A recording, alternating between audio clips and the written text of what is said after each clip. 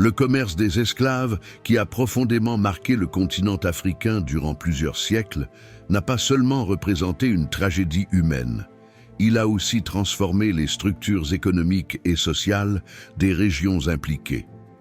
L'une des hypothèses les plus discutées est qu'il aurait introduit ou renforcé une culture de rente, c'est-à-dire une économie dépendante d'échanges non productifs plutôt que de l'accumulation productive locale.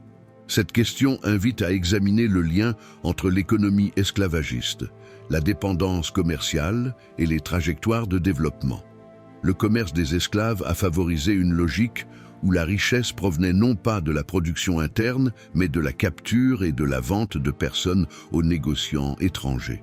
Dans de nombreuses régions, la structure économique s'est progressivement réorientée vers l'accès à la traite plutôt que vers la mise en valeur agricole, artisanale ou technologique. Ce mode d'intégration à l'économie mondiale repose sur un principe de rente, tirer profit d'une ressource existante sans créer de valeur nouvelle. Les royaumes et chefferies concernés ont pu s'enrichir rapidement grâce à des transactions faciles, souvent plus rentables à court terme que la production locale.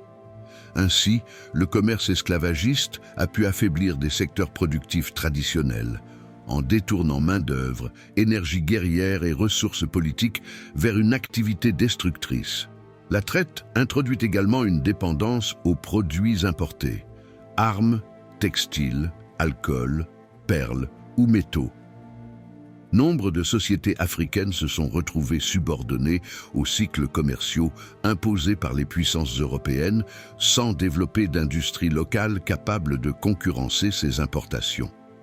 Cette dépendance constitue l'une des caractéristiques classiques d'une économie de rente où la richesse dépend de l'accès à une ressource stratégique et du contrôle des voies commerciales plutôt que de la production interne.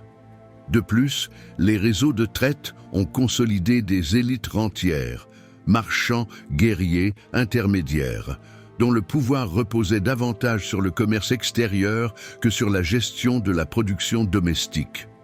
On peut considérer que cette logique a laissé des traces dans certaines trajectoires économiques postcoloniales.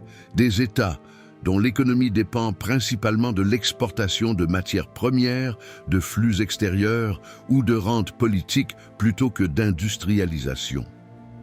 Toutefois, il serait excessif d'attribuer entièrement cette culture de rente au commerce des esclaves. D'autres facteurs tels que la colonisation, l'économie minière ou les politiques post-indépendance y ont également contribué. Le commerce des esclaves a bien introduit, ou du moins renforcé, une culture de rente dans plusieurs régions africaines en détournant les sociétés de la production locale au profit d'un échange externe non productif.